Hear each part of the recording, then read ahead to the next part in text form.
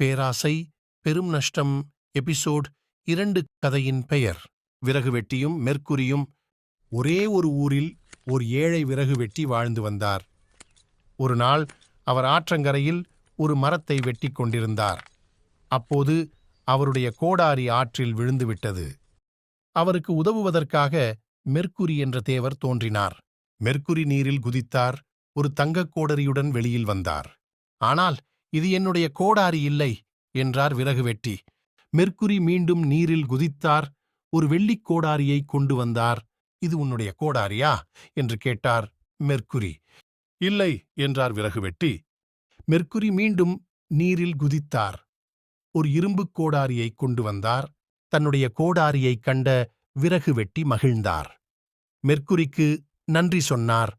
விறகு வெட்டியின் நேர்மையைக் கண்டு மெர்க்குரி மகிழ்ந்தார். 3 கோடாரிகளையும் அவருக்கே கொடுத்துவிட்டார். இது உன்னுடைய நேர்மைக்கு பரிசு. விறகு வெட்டி வீட்டுக்குச் சென்றார். நடந்த நிகழ்வுகளை தன்னுடைய நண்பர்களிடம் சொன்னார். அந்த நண்பர்களில் ஒருவர் மிகவும் பேராசை பிடித்தவர். அவர் ஆற்றங்கரைக்குச் சென்றார். தன்னுடைய கோடாரியை ஆற்றில் போட்டார். மெர்க்குரி ஒரு தங்கக் கோடாரியுடன் வெளியில் வந்தார்.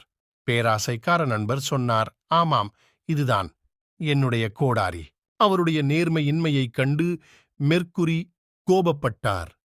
அங்கிருந்து மறைந்து விட்டார். பேராசைக்காரர் தன்னுடைய இரும்பு கோடாரியையும் இழந்து வீடு திரும்பினார். குழந்தைகளா, இப்பொழுது உங்களுக்கு என்ன தெரிகிறது? எப்பொழுதும் நேர்மையாக இருக்க வேண்டும். நேர்மையாக இல்லையெனால் உங்களுக்கு இதுதான் நிகழும். சேனலை சப்ஸ்கிரைப் பண்ணிக்கிட்டீங்கன்னா இதுபோல வீடியோக்களை டெய்லியும் என்ஜாய் பண்ணலாம்.